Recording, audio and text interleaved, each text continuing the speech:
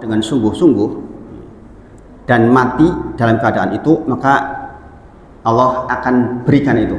Jadi kalimat siapa yang meminta kesyahidan dengan sungguh-sungguh, di sini keywordnya adalah meminta dengan sungguh-sungguh.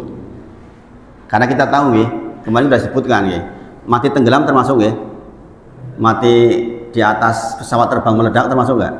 Termasuk. Mati terbakar termasuk enggak? Termasuk. Itu kan menakutkan kesannya. Ini oke. Sebagian kita kan minta kalau bisa meninggal ya normal-normal saja, gitu. Tetapi di sini dikatakan siapapun yang meminta kesyahidan secara tulus sungguh-sungguh kepada Allah, dia akan mati dalam keadaan itu. Nah, tentang bagaimana caranya terserah Allah. Jadi tentang bagaimana caranya terserah Allah. Tapi siapapun yang mintanya sungguh-sungguh dikasih. Di dalam hadisnya dikatakan, walaupun dia mati di atas tempat tidurnya, walaupun mati di atas tempat tidurnya. Bunyi hadisnya adalah siapa yang meminta kesyahidan kepada Allah secara sungguh-sungguh, maka Allah mengangkatnya ke derajat para syuhada sekalipun ia mati di atas tempat tidurnya. Begitu redaksinya. Jadi kalau kita minta secara sungguh-sungguh, ternyata kita meninggal di atas tempat tidur kita karena sakit, tetap diangkat derajatnya syahid. Tapi banyak di antara yang meminta syahid, ya memang betul secara dohir terlihat syahid, entah ketabrak kereta api, entah meledak dan semisal itu. Makanya kita butuh ketulusan hati. Kita mintanya sungguh-sungguh atau tidak, atau misalnya gini, ya Allah saya minta syahid ini sing nang atas dhuwur tempat tidur wae yo. Nawar kita. Jangan yang begitu-begitulah. Bolehkah seperti itu? Boleh. Permintaan seperti itu boleh. Boleh-boleh saja meminta meninggal dalam keadaan normal dan bernilai syahid. Itu boleh-boleh saja. Tapi minta syahidnya tuh harus tenanan maksudnya. Tenanan. Artinya kita ridho dengan ketentuan Allah dengan cara apa kita meninggal. Ini bagian yang penting dan inilah bertauhid di dalam persoalan kematian. Kemudian sabda Nabi Muhammad SAW, siapa yang meminta Allah terbunuh di jalan Allah secara tulus dari lubuk hatinya, maka Allah akan memberinya pahala syahid sekalipun ia mati di atas tempat tidurnya. Jadi ada orang yang secara khusus memang meminta, ya Allah kirim saya ke medan jihad, saya ingin mati di medan jihad, saya ingin terbunuh di atas medan jihad. Ternyata takdir menjadikan dia tidak berangkat jihad, kemudian dia mati di atas tempat tidurnya, maka dia ternilaikan syahid. Gitu, ya. Di zaman Rasulullah banyak yang seperti ini. Orang minta tapi nggak diizinkan oleh Rasulullah karena satu dan lain hal. Ya, kemudian dia meninggal di atas tempat tidurnya, maka dia bernilai pahala syahid. Nah, ini jelas husnul khotimah. Ya.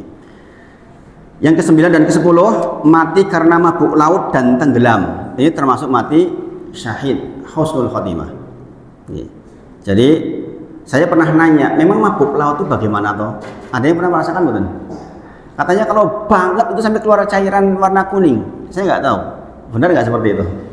Jadi ada teman yang mabuk laut, itu jadi mabuk laut itu katanya sampai bener-bener berat gitu. Sampai ketika mual banget itu sampai keluar cairan-cairan kuning itu.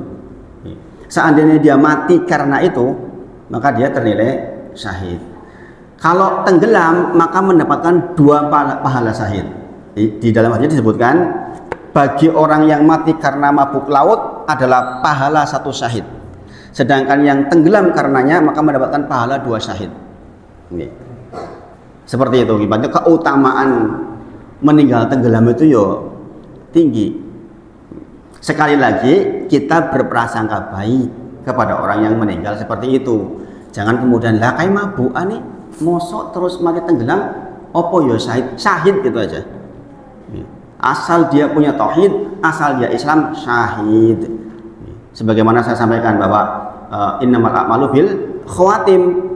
Kita nggak tahu ada orang yang kelihatannya baik, nggak tahu hatinya. Jangan-jangan dia menyimpan kesombongan dengan ibadahnya. Sementara mungkin ada, mohon maaf, ada orang yang mungkin terlihat buruk akhirnya, tapi hatinya meronta-ronta, ya Allah, saya sebenarnya juga nggak mau begini ya Allah. Ning yurungi sotenan ya Allah. Kemudian karena ketulusan hatinya ingin dalam kondisi baik, Allah takdirkan di akhir masa dia dibuat bertobat kepada Allah dan mati di atas kondisi seperti itu. Syahid Bapak Ibu. Makanya ini dari sini kita tahu Bapak Ibu semuanya bahwa kita tuh nggak ada peluang untuk sombong sedikit pun dalam semua keadaan. Walaupun kita sudah rajin koreksi hati kita. Ini saya bagaimana ibadah saya? Karena Allah atau karena yang lain? Makanya sering saya katakan nih di dalam Quran surah Al-A'raf tentang kisah iblis, ketika disuruh sujud penghormatan kepada Adam, dia nggak mau loh, bayangin. Jadi kan tahu toh sejarahnya iblis itu kan sebelumnya makhluk yang sangat taat dengan jumlah taat yang sangat banyak sehingga dia selevel dengan para malaikat, dia kumpulnya dengan para malaikat. Artinya ini kalau zaman sekarang orang sudah soleh banget lah ini, orang ibadahnya udah panjang waktunya, tapi dia menyimpan di hatinya kesombongan, subhanallah. Ketika ditanya kenapa nggak mau iblis, ini Allah yang tanya, diabadikan. Maka dia mengatakan ana khairu minhu. Ini yang sering saya katakan, jangan jadi pewaris iblis Bapak Ibu sedoyo. Saya lebih baik dari dia, kata iblis. Bayangin. Jadi kalau dengan merasa setelah belajar kok menjadi merasa lebih baik dari orang lain, lebih pintar dari orang lain, dengan ngejat ke sana sini, salah, bermudah-mudahan di dalam membid'ahkan orang ini juga hati-hati nih. Kita tuh pelajar Bapak Ibu semuanya. Ya, kalau ustadznya silahkanlah. Tapi kalau kita pelajar jangan termasuk yang gampang ngejat orang lain. Khawatir masuk wilayah ini nih. Baru belajar sedikit sudah anak khairu minhu. Bahkan ada sebuah tempat yang saya ngisi pengajian, subhanallah Bapak Ibu. Ini kisah nyata ini. Ini hati-hati, jangan sampai jangan terjadi sama jenengan. Kata dia, ini orang ini sudah ngaji di tempat lain. Kemudian, alhamdulillah ngaji dengan saya pun rutin. Tapi dia bilang sama panitianya, sama takmir masjidnya, pengajian di masjid ini dibandingkan pengajian anak saya di sini itu cuma begini. Subhanallah. Ini kadang-kadang begitu, nih. Jadi saya maklum. Sebagaimana orang belajar silat, kalau ban satu itu kan dibandingkan yang sudah level guru itu kan memang beda. Petatang petiting nih loh. Biasanya terjadi pada orang-orang yang baru belajar, subhanallah. Kalau udah yang sudah banyak belajar nggak mungkin harusnya timbul seperti itu. Ngaji kiyo nang kono loh, orang nang kene. Nang kene iki ngaji di sana baru subhanallah. Subhanallah. Nah, ini saya katakan produk belajar kalau nggak hati-hati niatnya bisa ana khairu minhu. Saya lebih baik dari dia, saya lebih pintar dari dia, saya S2 kok dia cuma SD. Memang kenapa? Subhanallah. Saya profesor kok. Kayak mau opo SMP. Subhanallah Bapak Ibu. Sekarang itu banyak dengan terbukanya ilmu lewat internet. Subhanallah, banyak anak-anak SD karena memang cerdas asalnya, dia belajar otodidak, lebih pinter tuh ketimbang yang S1. Banyak fakta ini. Menyaksikan nggak dengan seperti itu? Menyaksikan, kita di video YouTube di mana-mana banyak. Bukan berarti pendidikan nggak penting, pendidikan sangat penting. Tapi kalau buah dari pendidikan mengatakan saya lebih baik dari dia, itu tuh warisan iblis Bapak Ibu semuanya. Dan dia pakai data loh, bayangin. Iblis itu mengatakan seperti itu pakai data. Ana khairu minhu, saya itu lebih baik dari dia ya Allah. Maka saya nggak mau sujud sama dia. Khalaqtahu min tin wa khalaqtani min nar. Kau ciptakan dia dari tanah lebih kecil dibandingkan api, subhanallah. Bayangin Bapak Ibu. Makanya kita belajar seperti ini benar-benar menghindari yang demikian. Semakin belajar kita harusnya semakin menunduk kita. Bapak Ibu semuanya, saya sampaikan salah satu ayat Al-An'am 44. Al-An'am 44. Mungkin Pak siapa yang mau bacain? Al-An'am 44. Jadi dengan Pak, coba Pak, dibuka Pak. Al-An'am 44. Saya Pak agak lupa ya ayatnya ya. Tapi prinsip isinya saya ingat Pak. Coba jangan baca Pak. Ini untuk jadi pengingat kita Bapak Ibu semuanya, supaya kita tidak menjadi anak khairu minhu. Kita merasa lebih baik dari orang lain, lebih pintar dari orang lain, lebih tinggi dari orang lain. Itu ciri-ciri mausu'ul khotimah masalahnya itu tuh diantaranya. 44.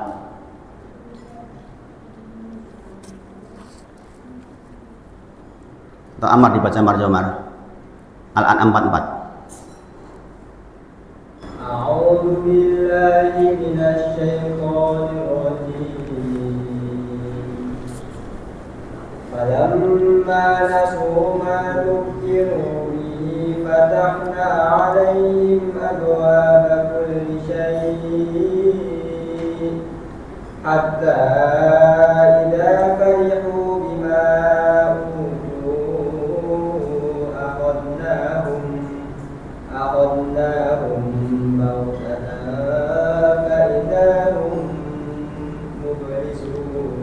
itu ayatnya itu. Falamma nasu ma dzukkiru bih. Dan ketika manusia, Bapak Ibu semuanya, jangan perhatikan ini ayat yang maknanya sangat dahsyat.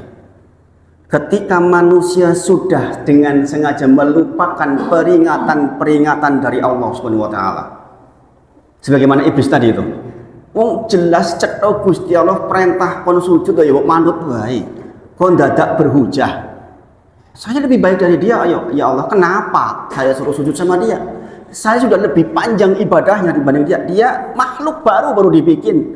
Kenapa saya suruh sujud sama dia? Maka ketika peringatan itu didatangkan oleh Allah kemudian ditinggalkan oleh manusia, fala manasu ma dzukiru bih. Maka dikatakan fatahna alaihim abwaaba kulli syai'. Justru kepada orang seperti itu Bapak Ibu semuanya akan dibukakan seluruh pintu-pintu kemudahan. Abwaaba kulli syai'. Jadi jenengan melihat ada orang pecicilan, nakale pol-polan, ratau sholat, ratau ngaji, malah sugih banget, sukses malah jadi profesor. Hati-hati. Di sini dikatakan fala manasu ma dzukiru bih fatahna alim abwaaba kulli syai'. Justru dia kayak nggak punya kelemahan, diberi seluruhnya. Abwaaba kulli syai'. Hatta idza farihu bima utu, sampai kemudian ketika dia merasa berbahagia, berbangga, senang dengan apa yang diberikan oleh Allah kepadanya, akhadnahum baghtah. Allah akan datangkan siksa yang sifatnya baghtah, tiba-tiba, yaitu kematian maksudnya. Faidahum mublisun. Maka kemudian mereka pun berputus asa, terdiam dan berputus asa. Bapak Ibu semuanya, hari ini itu sudah terjadi sebenarnya. Para ulama menyebut ini. Jadi nanti perhatikan tentang tafsir Al-An'am 44. Hari ini terjadi.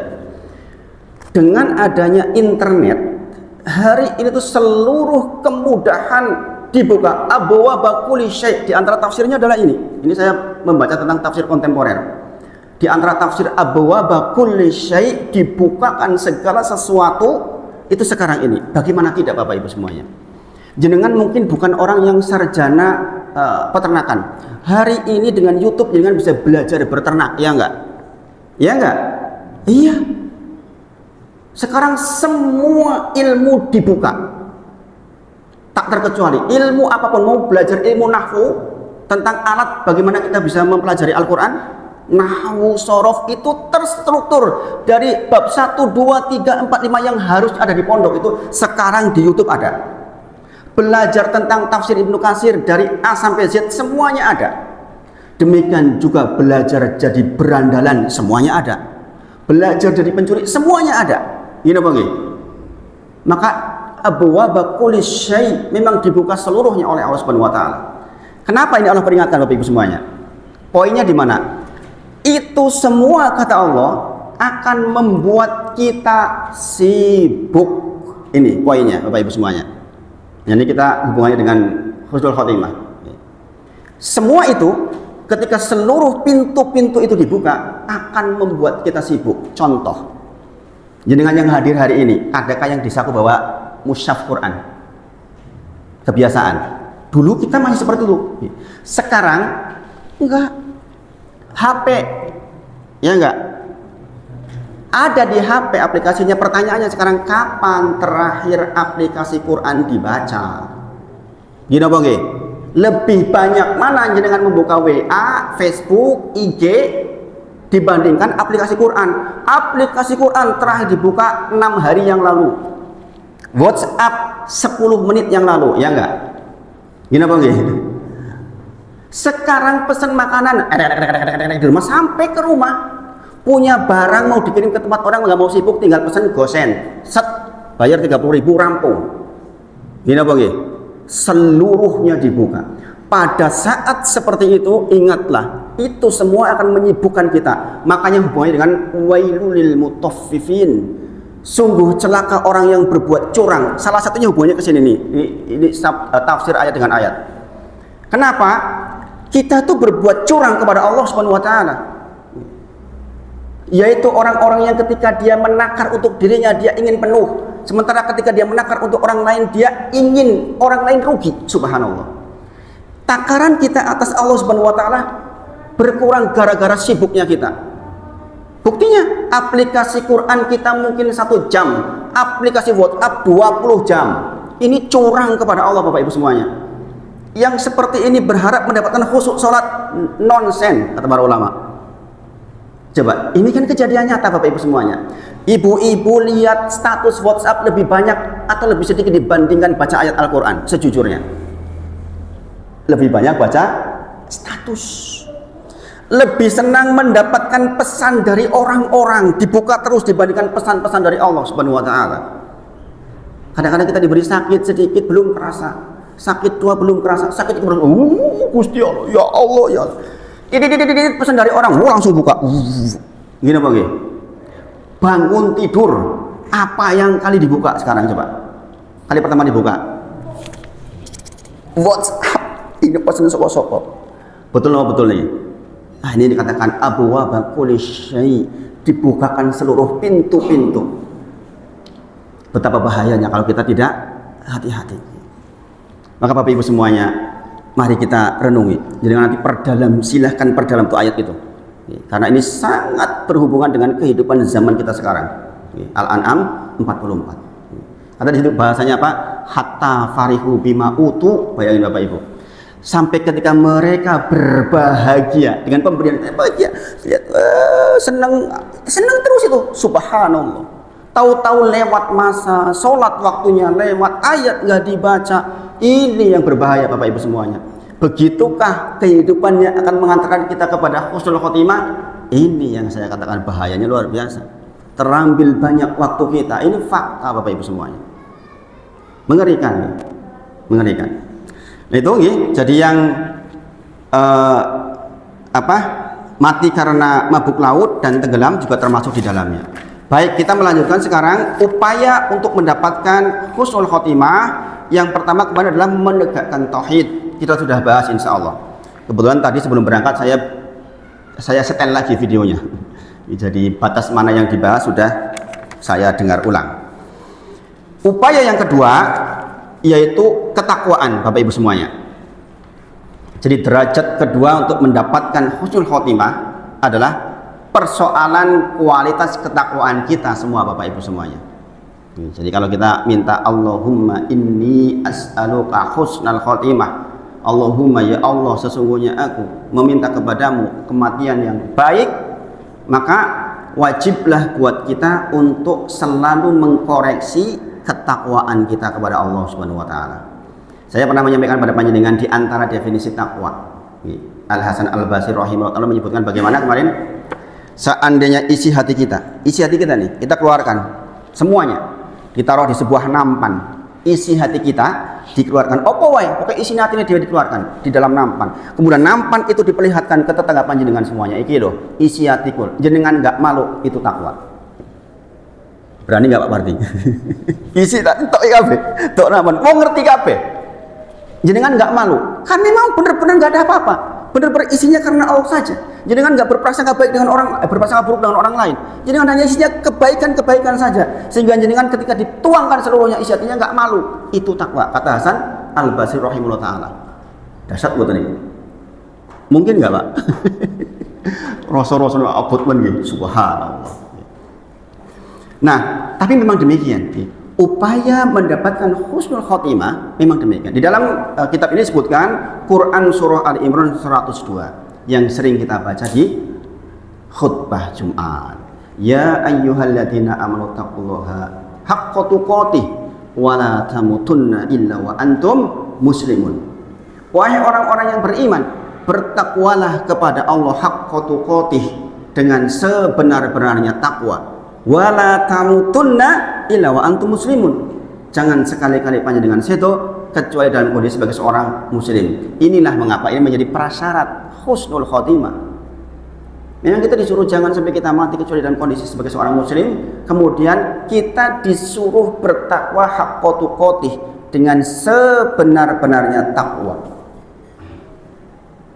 Jangan tahu nih, dari kecil kita diajari takwa adalah secara definisi melaksanakan semua perintah Allah dan menjauhi larangannya. Jangan pun cukup niku definisi niku. Gini apa nggih? Sesederhana itu. Berarti ini masalah keteraturan di dalam melaksanakan apa yang diperintahkan dan apa yang dilarang. Bapak Ibu semuanya, saya sering ngobrol sama Amar tentang masalah keteraturan. Sering saya gambarkan, bayangkan Mar, seandainya matahari, kita sebut di dalam surat Yasin misalnya tentang di falak, di dalam falaknya.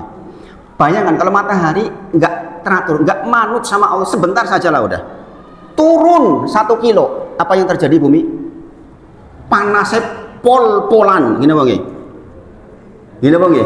Andai saja matahari nggak mau teratur, saya nggak mau teratur hari inilah, karep saya mau turun 5 kilo, kebakar kita Bapak Ibu semuanya. Hanya karena tidak teratur sebentar saja, bahayanya luar biasa. Maka dikatakan bertakwalah haqqa tuqatih, bertakwa, melaksanakan perintah, menjauhi larangan sekuat tenaga sebisa mungkin, seefektif mungkin. Kita memang berusaha betul. Persoalan kemudian kita fail kadang satu waktu, manusia Bapak Ibu semuanya. Makanya ada istilah istighfar. Tapi niat kita itu teratur. Kalau niat kita saja udah nggak teratur, bagaimana Bapak Ibu semuanya? Inna rabbakumul ladzi khalaqas samawati wal arda fi sittati ayyam sumastawa 'alal arsy. Habis yuksil laila nahara yajlubuhu hasisa wa samsa wal qamar, dan seterusnya. Itu menunjukkan bahwa memang ada keteraturan di situ.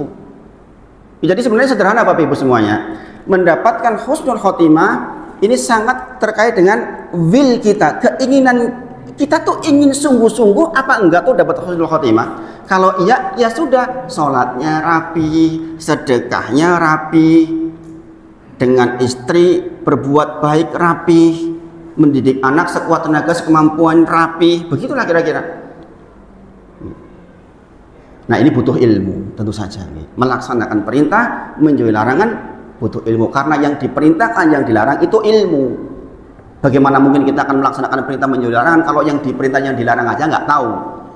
Nah ini makanya kita ngaji berseri-seri, berjilid-jilid sampai nanti ajal menjemput kita meninggal, kita masih terus belajar. Insya Allah memang seperti itu, harus didawamkan. Memang menjadi kebutuhan kita sehari-hari. Makanya dimotivasi oleh Rasulullah bahwa thalabul ilmi fardhatun ala kulli muslimin wa muslimatin. Memang wajib Bapak Ibu semuanya. Jenengan nggak mau belajar, wajib kok pripun. Rasulullah yang mewajibkan. Allah aku wegah sinau ngopo, jagong keselmen, wajib Bapak Ibu semuanya. Kita mau ikut siapa? Rasulullah mewajibkan atas itu. Kita mau komplain, bagaimana mungkin? Jadi Quran surah Ali Imran 102. Dan ini memang menjadi wasiat Nabi Muhammad SAW setiap di khutbah Jumat. Tidaklah Rasulullah SAW naik ke mimbar Jumat kecuali pasti membawa pesan ketakwaan. Dan inilah konten utama di dalam khutbah Jumat. Jadi khutbah Jumat itu konten utamanya adalah mengingatkan ketakwaan kepada Allah Subhanahu wa taala. Kemudian Quran surah Al-Baqarah 197. Ini tentang haji sebenarnya. Al-hajju ashhurun ma'lumat. فَمَنْ فَرَضَ فِيهِنَّ الْحَجَّ فَلَا رَفَثَ وَلَا فُسُوقَ وَلَا جِدَالَ فِي الْحَجِّ وَمَا تَفْعَلُ مِنْ خَيْرٍ يَعْلَمْهُ اللَّهُ وَتَزَوَّدُوا فَإِنَّ خَيْرَ الزَّادِ التَّقْوَى وَاتَّقُونِ يَا أُولِي الْأَلْبَابِ. Memang begitu Allah pesannya. Ini persoalan haji sebenarnya nih. Haji sudah ditentukan waktunya, jangan berbuat buruk di sana. Nah di akhir katakan watazawwadu fa inna khairaz zadi taqwa. Sesungguhnya sebaik-baik bekal untuk kalian adalah takwa. Wattaqun ya ulil albab, maka bertakwalah kepada Allah orang-orang yang berpikir, orang-orang yang cerdas, orang-orang yang mau menganalisa. Jadi memang ini ditujukan untuk orang-orang yang mau berpikir, Bapak Ibu semuanya. Sebaik-baik bekal Allah berfirman adalah ketakwaan, Bapak Ibu semuanya. Kembali ke definisi tadi, berarti nek ono wong rajin melaksanakan sholat, melaksanakan sholat, iya itulah sebaik-baik bekal, Bapak Ibu semuanya. Kadang ada orang asal nggak mau teratur, teratur megah men. Nah ini masalah. Ada orang yang merasa pandai dengan ketidakteraturan, Bapak Ibu semuanya. Promosone ini beda orang liya, itu merasa hebat, subhanallah. Ala iki syariat. Nek wong rajin sholat ki syariat, urung hakikat, urung makrifat, subhanallah. Rasulullah itu sholat sampai ajal menjemput. Abu Bakar, Umar, Utsman, Ali itu radhiyallahu anhu ajma'in sholat sampai ajal menjemput. Lah kok aja ada zaman sekarang orang mengatakan nek kowe sholat berarti kowe syariat, durung hakikat, durung makrifat. Subhanallah. Kita siapa, Bapak Ibu? Gini apa nggih? Pernah dengar seperti itu enggak? Nek wis derajat level makrifat ora perlu sholat. Sholatnya nang ndi? Sholatnya nang Mekah. Lewat ngendi? Lewat banyu. Bleng tekan kono. Subhanallah. Pernah dengar kayak gitu enggak? Ini di YouTube banyak begitu tuh, subhanallah. Dan lucunya banyak yang ikut. Mengerikan ya. Tapi fitnah zaman yang saya dikatakan tadi bahwa abwaaba kulli syai, dibuka seluruh pintu. Jadi dukun wae sing melu akeh, Bapak Ibu. Bukankah siapa itu? Samsudin banyak pengikutnya juga itu. Pak Pardi ikut enggak, Pak Pardi? Masa wong wedok dicekel-cekel kayak gitu. Ono sing melu, Pak, yang ngono iki. Nggih. Wong sing seneng kancaku malah nek ngono kae malahan seneng aku. Wis ana dalile saiki. Ganti-ganti pasangan. La ilaha illallah. Bagi pemujanya seneng banget niku. Dia meletakkan antara dirinya dengan neraka Samsudin. Oh, sing salah Samsudin dudu aku. Aku mau melu tok. Subhanallah. Sebegitunya zaman sekarang ya, fitnah zaman. Makanya internet itu subhanallah. Internet itu benar-benar membuat kita tersibukkan seluruhnya. Ya Bapak Ibu, nanti dengan koreksi coba aplikasi Qur'annya dibuka terakhir kapan itu, ya kan? WhatsApp kapan, Al-Qur'annya kapan? Ya, kalau nek WhatsApp terus berarti dengan lebih senang, lebih cinta kepada pesan makhluk ketimbang pesan dari Allah Subhanahu wa taala. Malu kita itu Bapak Ibu. Makanya ada ulama ditanya, saya kok susah banget sholat khusyuk ya, gimana mau khusyuk? Engkau di dalam sakunya ada gadget, di situ tersimpan ribuan gambar jelek, video jelek, WhatsApp isinya ghibah. Gini apa nggih? Bagaimana mau khusyuk, Bapak Ibu semuanya? Itu yang dikatakan wailulil mutaffifin. Kita tuh berbuat curang kepada Allah Subhanahu wa taala. Kemudian ketakwaan, dalam kitab disebutkan ketakwaan termasuk sebab utama yang mengatakan seseorang mukmin kepada husnul khotimah. Syekh Mahmud Al-Misri menyebut di antara penyebab seseorang mendapatkan husnul khotimah adalah ketakwaan. Jadi Bapak Ibu semuanya, ibu-ibu semuanya, ibu-ibu yang biasanya rajin berdoa, Allahumma inni as'aluka husnal khotimah. Ya Allah, kula nyuwun panjenengan mendapatkan husnul khotimah. Itu harus seiring antara permintaan doa dengan pola hidup kita sehari-hari, Bapak Ibu. Jenengan berdoa, Rabbi habli minas solihin. Ya Allah, berikan kepada kami anak yang soleh. Jenengan yang masjid, wong tuane ora tau gelem, ini enggak nyambung ini. Enggak nyambung. Kita lihat Quran surah Ali Imran 114 di antara ciri-ciri orang soleh. Yang pertama, membaca Al-Quran di sebagian malam. Di antara ciri kesolehan, membaca Al-Quran di sebagian malam. Sekarang jangan berdoa, Rabbi habli minas solihin. Ya Allah, saya minta kepada anak yang soleh. Jenengan nggak pernah ajari putrane panjenengan maca Quran sing bener, nyambung boten dengan doanya. Lah wong di antara kesolehan itu di antaranya membaca Quran di sebagian malam. Lah maca Quran diajari terus pripun? Sebagaimana ini, ya Allah, minta husnul khotimah. Sementara jenengan tidak selalu mengkoreksi ketakwaan kita. Ini masalah, nggak nyambung antara permintaan dengan proses untuk dikabulkan. Kalau bahasa motivator, memantaskan diri. Aku kira-kira pantas taruh di surga. Kita ya buan gitu, orang pantas gitu. Nah, memantaskan ini proses ketakwaan diri. Jadi di antara sebab seseorang mendapatkan husnul khotimah adalah ketakwaan. Maka meningkatkan derajat ketakwaan memang harus diukur setiap waktu. Memang ini pekerjaan kita Bapak Ibu semuanya. Hari ini saya bertakwa kepada Allah atau tidak? Bagian mana yang saya tidak bertakwa kepada Allah? Tadi saya di kantor bertakwa kepada Allah atau tidak? Kalau istilah zaman dulu, cuma masih kecil, Ustadz Zainuddin MC, terkenal banget orang ini Bu. Kalau yang zaman itu berarti udah tua ini, udah tua. Sing nom orang ngerti, zaman dulu. Wah, gila yang kantor, wae takwane ora digowo. Begitu kan bahasanya, gini Bang. Nang kantor korupsi yo ben, takwane dokok nang omah. Dokok nang musola. Jadi bertakwa kini nang masjid tok. Begitu metu ora urusan. Takwane ditinggal. Ya korupsi yo ben. Tanda tangan sing elek yo ben. Nah ini masalah, Pak Ibu. Nah ini dikatakan padahal di antara sebab seseorang mendapatkan husnul khotimah adalah ketakwaan. Berarti secara zat ketakwaan terus nempel terus di kita, nggak pernah putus. Ya kalau tiba-tiba kita di atas motor meninggal dunia, bagaimana? Kalau kita dalam keadaan bertakwa kepada Allah, insya Allah kita mendapatkan husnul khotimah. Kemudian Quran surah Al-Anfal 29. Al-Anfal ayat ke-29. Itu juga mengabarkan kepada kita tentang bagaimana hubungan ketakwaan dengan husnul khotimah. Ya ayyuhalladzina amanu in tattaqu. Wahai orang-orang yang beriman, barang siapa yang bertakwa Allah, in tattaqullah yaj'al lakum furqana. Siapapun yang mencoba untuk bertakwa kepada Allah, maka akan mendapatkan furqan. Para ulama menyebut maksud furqan di sini apa? Kalau jenengan lihat terjemah Depak itu, furqan di situ adanya artinya apa? Jenengan akan diberi kemampuan untuk membedakan antara yang baik dengan yang buruk. Bapak Ibu semua, ini penting banget ya. Jadi barang siapa yang bertakwa kepada Allah, maka Allah akan berikan kepada dia furqan. Maksud furqan adalah kemampuan panjenengan secara tabii membedakan antara yang baik dan yang buruk. Insya Allah termasuk yang hak dan yang batil.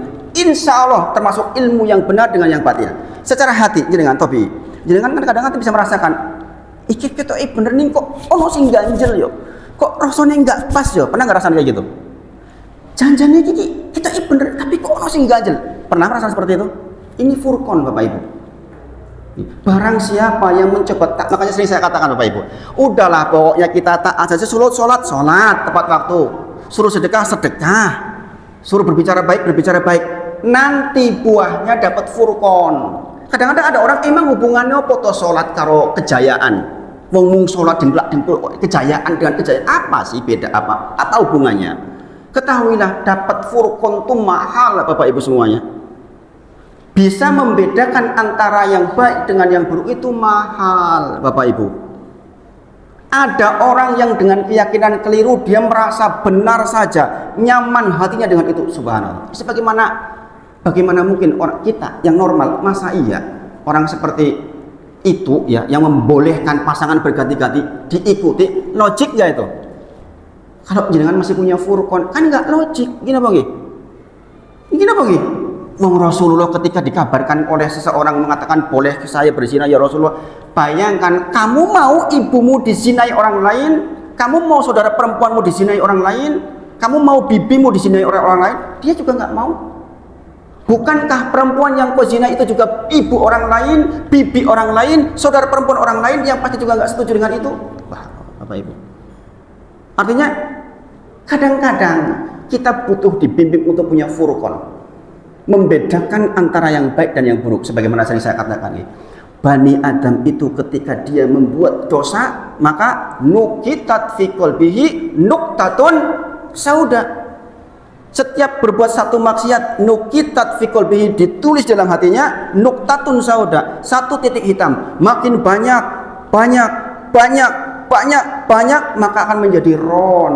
kalla bal rona ala qulubihim ma kanu yaksibun. Itulah yang dikatakan ron, buah dari perbuatan dia, yaitu keadaan di mana hati sudah hitam legam, bahasa Al-Qur'annya menyeron, yang tidak lagi bisa membedakan antara yang hitam dan yang putih, yang baik dan yang buruk. Subhanallah, dah nggak punya furqan. Bapak Ibu semuanya, apa hubungannya dengan husnul khotimah? Jelas Bapak Ibu semuanya. Ketika hati kita bisa membedakan antara yang baik dan yang buruk, ya otomatis kita akan menuju kepada ketakwaan kepada Allah Subhanahu wa taala. Orang ghibah nikmat saja ini nggak punya furqan. Lezat saja berghibah. Orang rampung-rampung normal, nggak semreset hati, nggak merasa bersalah, ini nggak punya furqan. Orang sholat asar wis jam 5 seprapat urung sholat asar isi termati nek, ini gak punya furqan. Bahaya banget begini apa nggih? Santai engko isi ono wektu engko ora apa-apa. Subhanallah. Orang sudah didengarkan adzan keras banget, santai mau nggak berangkat, ini masalah ini di hati. Jangan-jangan kita hatinya udah separuh hitam. Kalau lagi normal, kata Ibnu Hajar Al-Asqalani dikatakan sesiapapun yang hatinya dalam kondisi bersih, maka ketika dia meninggalkan sedikit saja perintah Allah, itu semreset hatinya, nggak nyaman. Ya kok yo, lah ini mau kok telat toh, duhur tuh iki keliwat, begitu. Tapi kalau sudah buruk, santai wae, ala yo ben wae. Duhur lewat yo ben wae kono asar. Subhanallah. Engkau minta ampun Gusti Allah. Subhanallah. Yang mengerikan. Serius banget nih, bicara kematian memang harus serius. Husnul khotimah, ketawa-ketawa bagaimana? Jadi di dalam Quran Al-Anfal 29 dikatakan memang orang akan mendapatkan furqan ketika dia mencoba untuk bertakwa kepada Allah Subhanahu wa taala. Bahkan ada bonusnya di sini dikatakan wa yukaffir ankum sayyiatikum, akan menghapuskan keburukan-keburukan, wa yaghfir lakum, akan mengampuni dosa-dosa kalian. Wallahu dzul fadlil adzim. Jadi kemuliaan Allah itu banyak, mempunyai karunia yang besar. Kita bersandar kepada zat yang karunianya sangat besar. Kemudian Quran surah Al-Maidah ayat 27. Ini hubungannya dengan korban. Quran surah Al-Maidah ayat 27 menunjukkan bahwa bahkan perilaku kita yang kita korbankan, apapun bentuk yang kita lakukan, akan diterima oleh Allah bagi yang pelakunya bertakwa kepada Allah. Artinya dia memang niat melakukan untuk takarub kepada Allah. Ini penting Bapak Ibu sekalian, ini penting banget ini. Tolong dengan bagian ini digaris terbalik. Sekali lagi, innamal a'malu bil khawatim. Amal itu bergantung kepada akhirnya. Yang mungkin akan protes melihat orang yang katanya kan terus kok ndelalai mati ini kok terakhir kok lagi rajin yang masjid, terus lagi sujud mati. Mungkin kita akan kepikir, kok iso yo? Nah, ini masalah ini Bapak Ibu sekalian. Masalah keadaan di mana kita itu sebenarnya kita tuh bertakwa kepada Allah enggak sih ketika kita sekarang melakukan ini? Ini murni takarub kepada Allah atau enggak toh ini? Jadi dengan sholat tuh takarub enggak kepada Allah? Saya tuh ngarep-ngarep opo toh ini sebenarnya? Bahkan dalam kisah Habil dan Qabil itu di ayat 27 ini dikatakan ini sama-sama mau berkorban. Di situ dicirikan. Memang cirinya berbeda. Yang satunya mempersembahkan yang jelek-jelek. Berarti jenengan sholatnya mung sholat. Jenengan nggak persiapan dengan matang sebagaimana Qabil. Sementara Habil mempersiapkan yang terbaik, ternak yang terbaik. Sebagaimana kita sholat mempersiapkan yang terbaik, baju terbaik, tempat terbaik. Kalau punya wewangian terbaik, sunnah. Masya Allah. Itu menunjukkan kita bertakwa kepada Allah pra sholat kita. Bayangin jenengan dari rumah ke masjid doanya apa? Allahumma ja'al fi qalbi nuron, wa fi lisani nuron, wa fi basari nuron. Ya Allah, jadikan di dalam hati ini cahaya, di lisan saya cahaya, di mata saya cahaya, pendengaran saya cahaya, dari kanan saya cahaya, dari kiri saya cahaya, dari depan cahaya, dari belakang cahaya. Itu doanya begitu tuh, doa menuju ke masjid. Menunjukkan jenengan sudah bertakwa, berproses ke masjid, sudah menjadi orang bertakwa ini. Makanya dikatakan korban yang diterima di ayat itu dikatakan adalah yang dari yang bertakwa. Wa tuqbila min ahadihima walam yataqabbal minal akhar. Allah menerima dari salah satunya dan tidak menerima dari yang lain. Kata yang diterima dikatakan Allah menerima dari yang bertakwa. Apa yang terjadi kalau sudah salah? La aqtulah nak, oh ya pakai ini sisan. Kan gitu tuh. Udah mah nggak bertakwa, ketahuan tuh aslinya terakhir memang nggak bertakwa, pat ini sisan we. Dan terjadilah pembunuhan pertama itu, subhanallah. Maka mari kita koreksi Bapak Ibu sekalian. Bicara tentang husnul khotimah ini visi yang besar Bapak Ibu semuanya. Karena inilah yang akan menjadi pembuka pintu kita menuju kebahagiaan yang abadi Bapak Ibu. Kita mungkin boleh sukses di dunia dengan gelar apapun, dengan harta yang sebanyak apapun, ning suul khotimah bar. Ini apa nggih? Mungkin anak kita S2, S3, S-teler, subhanallah. Tapi kalau kita enggak husnul khotimah, bubar, enggak terpakai sama sekali itu. Bukankah kita mendengar kisah seseorang yang selama hidupnya dibuat bahagia oleh Allah, lahir wis anake rojo, penak terus, disubyo-subyo terus, sampai terakhir jadi raja juga, sukses terus, rapenah, dicemplukin rokok sesaat. Ditanya, kamu pernah merasakan nikmat di dunia? Enggak. Subhanallah. Sebaliknya, ada orang yang nanti di sana, orang yang selama hidupnya susah, sudah terlahir miskin, cacat, tidak punya rezeki banyak, sampai tua susah dan susah, dimasukkan ke surga secelup. Bagaimana? Kamu pernah susah di dunia? Enggak. Bahagia semuanya. Subhanallah Bapak Ibu semuanya. Bagaimana mungkin kita menukar kehidupan yang hum fiha khalidun seperti itu dengan kehidupan fana di dunia ini? Subhanallah. Maka bagi yang sudah dalam kondisi kaya raya, pastikan kekayaan fisabilillah Bapak Ibu. Pastikan harta panjenengan cintai dengan fisabilillah. Dengan itu jangan bawa mati tuh harta panjenengan.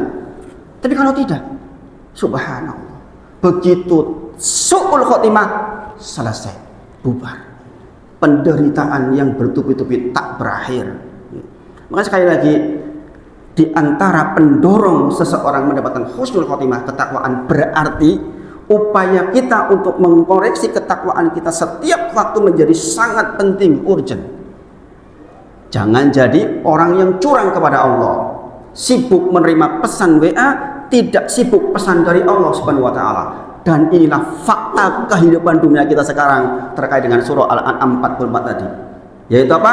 Fatahna alaihim abwaaba kulli syai'. Dibukakan pintu-pintu kemudahan seluruhnya. Subhanallah. Kemudian Quran surah At-Tolaq 234. Ini ayat yang sangat masyhur nggih. Wa may yattaqillaha yaj'alahu mahraja. Barang siapa yang bertakwa kepada Allah, maka dia akan diberikan mahraja. Mahroja itu para ulama menyebut seperti, kalau orang Cilacap namanya leng. Leng tahu nggak? Bolongan yang menjadi tempat makhluk di dalam tanah. Leng itu apa? Leng tikus, berarti tempat hidup tikus di situ. Apa namanya? Rong. Nah itu sama itu, rong. Leng atau rong. Nah dikatakan mahroja itu seperti leng dop. Leng dop itu begitu masuk kecil, tapi begitu masuk bisa lebar. Maka mahroja maksudnya apa? Seseorang yang bertakwa kepada Allah di dalam kesempitan yang sangat nyata, tahu-tahu dapat yang lebar begini loh. Jalan sempit banget 1 meter, tiba-tiba kita dapat jalan 100 meter. Itu namanya mahroja. Sebegitunya ulama menggambarkan di dalam tafsirnya. Maksudnya bagaimana? Jangan tahu nih. Menjelang wafat, subhanallah Bapak Ibu semuanya, dengan lihat kisah-kisah orang besar mau wafat, itu berat Bapak Ibu. Selevel Imam Ahmad rahimahullah ta'ala saja mengatakan belum. Bayangin. Ditanya sama anaknya, tadi kenapa Bapak belum? Datang iblis kepada saya mengatakan, Imam Ahmad, kamu sudah selesai, kamu sudah tidak perlu lagi syariat, kamu sudah selesai sekarang. Digoda seperti oleh iblis, bayangin. Belum, saya belum diambil maksudnya. Godaan seperti itu, maka itu kondisi yang sangat sempit. Nah, bagi orang yang bertakwa kepada Allah, tatanazzalu alaihimul malaikah ala takhaufu wa la tahzanu. Akan datang malaikat kepada dia mengatakan, jangan kau takut, jangan kau bersedih. Ini membantu kita keluar dari kesempitan ini. Jadi nanti akan di dalam Quran surah Fussilat ayat 30-32 ini tentang orang-orang yang dia mengatakan innal ladina qalu rabbunallah, orang-orang yang mengatakan Rabb saya adalah Allah, kita semua insya Allah. Summastaqamu, kemudian dia istiqomah di atas kalimat itu, maksudnya dia bertakwa tuh, berusaha melaksanakan perintah, menjauhi larangan. Hidupnya ya begitu itu, melaksanakan perintah, menjauhi larangan. Harap ngomongi orang lain mikir ini gibah nih, enggak. Misalnya seperti itu. Jadi dia berusaha bertakwa terus. Maka dikatakan tatanazzalu alaihimul malaikah, akan diturunkan kepada malaikat. Ala takhafu wa la tahzanu, mengatakan jangan kau takut, jangan kau bersedih. Wa absiru bil jannati allati kuntum tu'adun, dan dia memberikan kabar gembira kepada engkau terhadap surga yang memang sudah dijanjikan. Kapan malaikat datang? Ayat ini tafsirnya diantaranya adalah tatanazzalu alaihimul malaikah, datang malaikat kapan? Ketika sakaratul maut, malaikat datang kepada kita. Jangan takut, dibuat begitu kita. Itu artinya keluar dari kesempitan yang sangat nyata. Ini namanya makhroja, Bapak Ibu semuanya. Semoga kita termasuk yang demikian. Kita saling mendoakan, Bapak Ibu. Jenengan jangan pelit doain saya. Insya Allah saya nggak pelit doain panjenengan semua. Di antara kegiatan rutin harian saya mendoakan seluruh jamaah. Maka saya berharap mudah-mudahan jenengan juga doain saya. Belum tentu nih yang ngomong di depan lebih baik ini. Jadi kalau jenengan nanti di surga nggak ngelihat saya dicawel, ndito Ustadz Wahid Koraketo, mesak kemen gitu. Kita nggak tahu akhir kehidupan kita bagaimana. Maka mudah-mudahan kita dituntun oleh Allah Subhanahu wa taala, terus menerus dipandu. Kurang berapa menit Pak Wardi?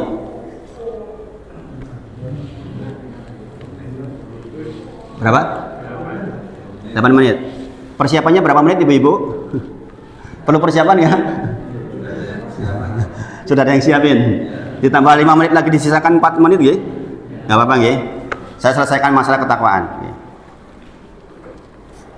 Nggih menika Quran surah At-Tolak ayat ke-4. Ini lanjutannya nggih.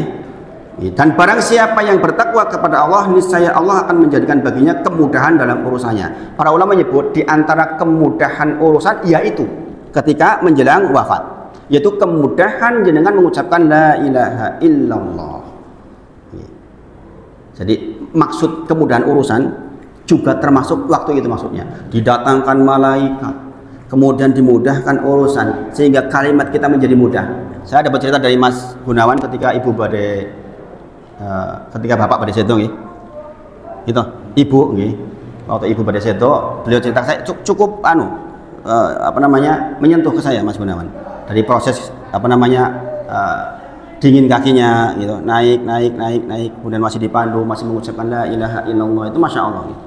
Kita yang ditinggal jadi tentrem, gitu. Makanya mendidik anak-anak soleh itu penting, Bapak Ibu. Bagaimana pendamping kita di masa-masa sakaratul maut itu, anak bertakwa itu penting. Gimana coba kalau anak kita nggak bertakwa? Bapak wis projot ini dolanan HP. Pripun coba? Ini bisa terjadi zaman sekarang. Bapak wis sakaratul maut, anak iji WA-an, subhanallah. Terjadi nggak ini? Terjadi, Bapak Ibu. Terjadi. Makanya dikatakan kita akan dimudahkan oleh Allah. Wa may yattaqillaha wa yaj'alhum min amrihi yusra. Memang kita akan mendapatkan kemudahan dari Allah ketika datang sakaratul maut, buah dari wa may yattaqillaha. Barang siapa yang bertakwa kepada Allah Subhanahu wa taala. Apa prinsipnya tadi? Bertakwa ya berusaha menjalankan perintah, berusaha menjauhi larangan, terus-menerus itu. Ini tugas kita Bapak Ibu semuanya. Mau muda, mau tua sama. Kalau anak muda zaman sekarang bertakwanya bagaimana? Ya hindari HP, jangan terlalu sering-sering. Ini yang sering saya katakan ke Amar juga. Boleh pakai HP tapi jangan berlebihan. Nah, tapi orang tua zaman sekarang juga ya kayaknya HP-an orang tua. Ibu-ibu nyetatus terus. Subhanallah. Harus hati-hati nggih Bapak Ibu nggih.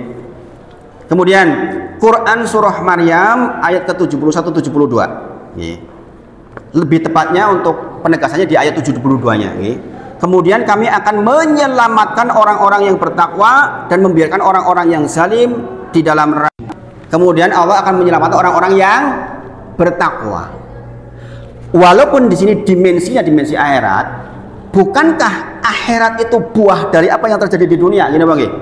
Maka dari sisi nandur, akhirat dengan dunia itu penting mana? Penting dunia Bapak Ibu semuanya. Dari sisi nandur. Gini Bang. Kalau dari sisi dimensi waktu jelas di sana. Tapi di sana kan kita udah nggak nandur lagi. Kita tuh hanya memanen buah kita di dunia. Maka kalau ada pernyataan di sini, kami akan selamatkan di akhirat nanti orang-orang yang bertakwa. Bertakwa di mana? Di dunia sekarang ini, Bapak Ibu semuanya. Sekarang inilah waktunya kita nandur, kita bertakwa sebelum datang kematian. Ingat, semua tobat, permintaan, amal baik akan diterima oleh Allah. Walam yughorghir, sebelum sampai ke sini. Begitu sudah selesai. Tapi sebelum sampai ke situ Allah menyebutkan diterima. Dalam lanjutan hadisnya dikatakan sebelum dan sebelum matahari terbit dari barat. Tapi yang terdekat ini walam yughorghir. Jadi kita memang berusaha closing di kehidupan kita terakhir adalah orang yang bertakwa. Yang dengan itu menurut surah Maryam ayat 72 dikatakan kita akan mendapatkan pertolongan dari Allah, sambil Allah mengabarkan bagi orang-orang yang zalim dia akan dalam kondisi tersungkur di neraka jahanam. Sudah pasti. Ini amal ayatnya di 71-nya. 71-nya mengatakan pasti kau akan datang kepada kami, ke neraka jahanam maksudnya. Buat orang-orang yang berbuat zalim. Itu sesuatu yang sudah ditetapkan oleh Allah. Mengerikan kan? Sementara orang yang bertakwa akan diselamatkan. Maka kita berharap betul menjadi orang yang bertakwa. Kemudian Maryam 63, itulah sorga yang akan kami wariskan. Ini masalah diwariskan nih, kepada hamba-hamba kami yang selalu bertakwa. Kalimatnya selalu bertakwa. Ini yang dikatakan innalladzina qalu rabbuna Allah tsumma istaqamu. Maka nanti upaya mendapatkan husnul khotimah yang ketiga adalah istiqomah. Ya, nanti kita di pertemuan berikutnya kita akan bahas tentang istiqomah insyaallah beserta dengan seluruh ayat dari Al-Qur'an dan hadis-hadisnya insyaallah. Demikian yang disampaikan sore hari ini. Mudah-mudahan bermanfaat dan menjadi pengingat untuk seluruhnya Bapak Ibu semuanya, dan kita berdoa menjadi orang-orang yang mendapatkan husnul khotimah insyaallah. Wa akhiru da'wana alhamdulillahirabbil alamin. Assalamualaikum warahmatullahi wabarakatuh.